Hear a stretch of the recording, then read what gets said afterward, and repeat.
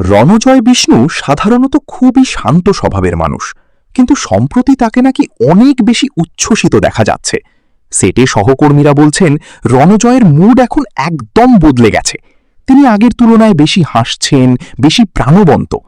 এই পরিবর্তন দেখে অনেকেই ধরে নিচ্ছেন শ্যামপ্তি মুদলির মা হওয়ার গুঞ্জন সত্যি হতে পারে। সেটের এক কর্মী জানিয়েছেন রণজয় এখন প্রায়ই ফোনে কথা বলে হাসে, মনে হয় বড় কোনো সুখবর আছে।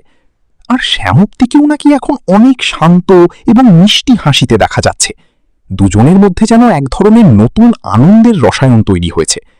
ভক্তরা বলছেন রণজয় শ্যামপ্তি এমনিতেই খুব প্রিয় জুটি, আর যদি তাদের জীবনে নতুন অতিথি আসে তাহলে সেটা হবে সবার জন্য আনন্দের খবর।